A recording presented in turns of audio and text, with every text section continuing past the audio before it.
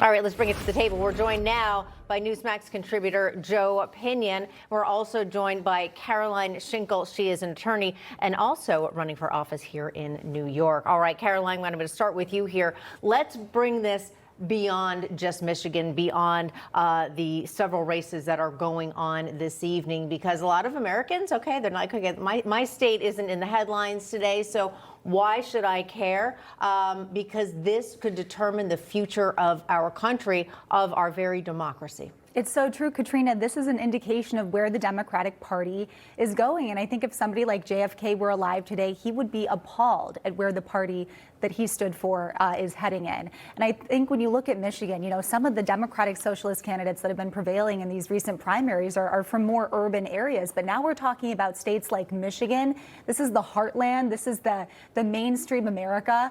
And I think it's really interesting to see if Abdul El-Sayed prevails today. I think it's very dangerous in terms of where the Democratic Party is going. The last time a Republican senator represented Michigan was in 2000. That was Spencer Abraham, and he lost. And since then, there's been no other Republican. So I think it is a great chance for Mike Rogers this November if El-Sayed does prevail, but very scary in terms of where the Democratic Party is heading. Caroline, I would agree. It is the heartland. You think Americana out there, but the way things have gone with immigration over the last few years, you see places like a Dearborn, Michigan, and what that has turned into. Some of the festivals you see on the street, Rob Finnerty was talking about it tonight, really doesn't look like America too much anymore. And I would venture to say that a lot of this Democrat DSA platform is anti-American, steeped in anti-American, no borders, no police, government taking over big business. They are making it abundantly clear, at least to me, we are the anti-American party that has infiltrated the Democrat Party. Well, look, I think we have to acknowledge the fact that Democrats are running a bit of a shell game here. It's a ruse.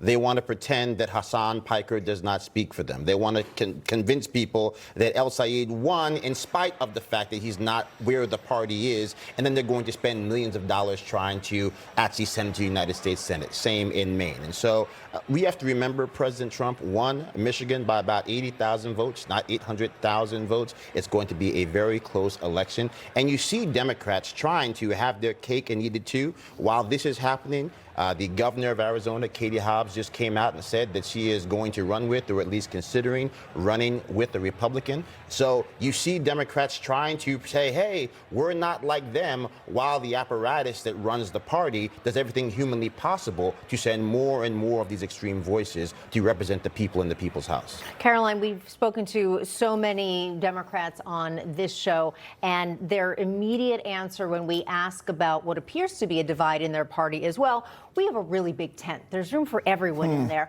Okay, that's great. But then when one group under that big tent has very different viewpoints than the other group under that tent, well, doesn't that tent potentially fall apart?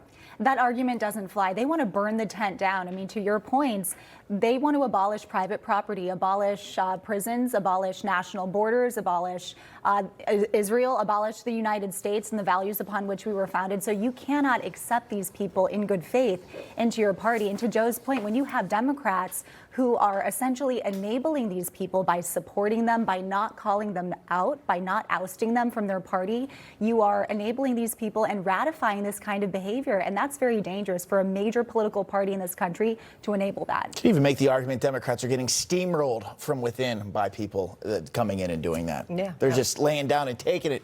Well, I mean, to that point, I mean, as Carolyn says, we need to focus on what they're trying to do to the country and not necessarily where they stand as a matter of ideology. Yes, they want to abolish the Supreme Court. They want to get rid of all the things that have been the guardrails for America being the dominant force for good in the history of the world. Yeah, why not get rid of the Constitution? Well, I don't know. Seems like it's calculated. Information. Truth is freedom. Is Newsmax. It's real news for real people.